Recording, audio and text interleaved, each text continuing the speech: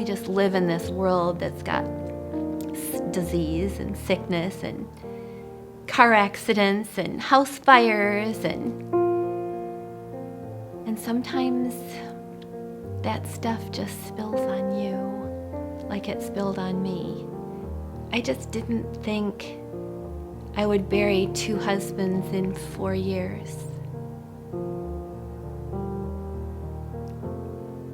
And what happened was that I found comfort in knowing that I wasn't alone in it, that there is a God in heaven who loved me. I did not reconcile my differences with Jesus until I was a mom in my 30s.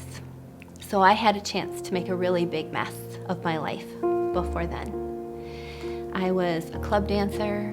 I was a Playboy bunny for a really long time.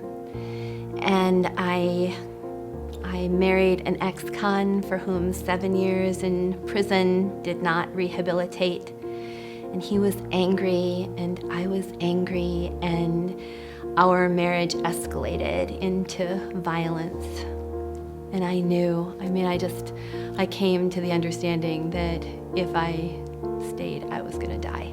And after I filed for divorce, I rekindled a relationship, a friendship with a fella that I had met in college.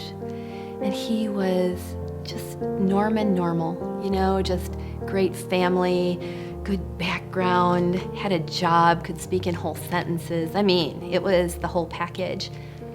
And he was just, I call him hot and hunky because he was just adorable and just such a great guy.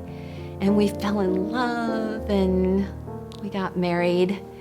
And our life together was so really good. I didn't know how good it could be. We were married about 7 years before I was persuaded to have children. I didn't want to have his kids. I was still nervous about my position in his life. I didn't want him to come home and kiss a baby before me. I was just so insecure because I had been beat up for so long, and I was sure that if I didn't maintain my perfect hourglass figure and my youthful appearance that he might leave me.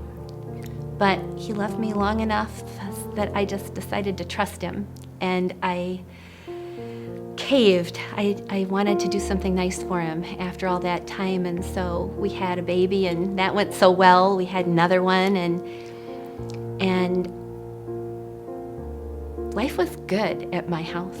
Life was really good at my house. And he was a smoker. It was his vice, but he was a smoker, and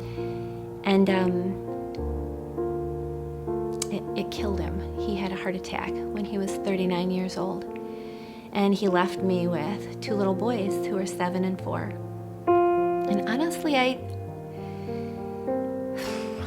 didn't see that coming, but I was almost immediately comforted. I had these friends around me who just, they fed me and they prayed for me and they took my kids to the circus and they took me out for my birthday and they carved those horrible pumpkins at Halloween, and they just filled in a lot of gaps for me, and I made it.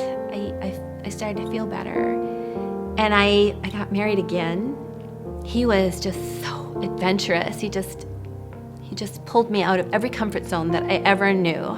Very, very homebody-ish, and he flew airplanes, and he had a motorcycle, and he came with a passport. And so he said, it's silly for you to own a vehicle you don't know how to operate. So I got a pilot's license, and I got a motorcycle endorsement, and I saw my first ocean, and it really felt like God had given me back what had been taken from me.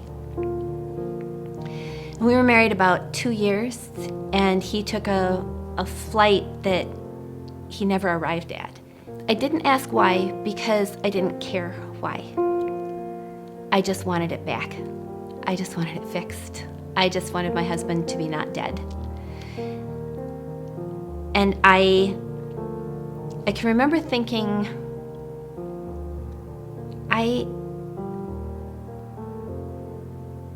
I don't want this to be my story.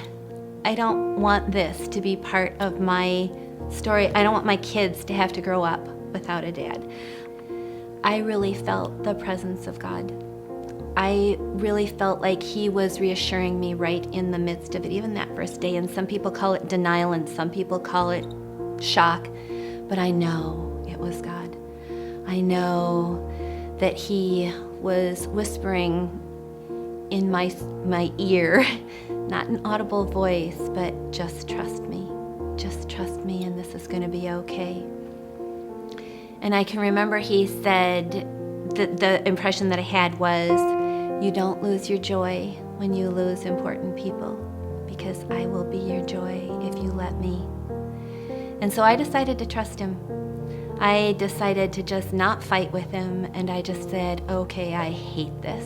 I just stinking hate this. But I am going to trust that what you say is true, because you've been faithful to me in the past, and you've been faithful to the people that I read about in the stories in the Bible. So I'm going to trust that you're going to be faithful to me. And he was.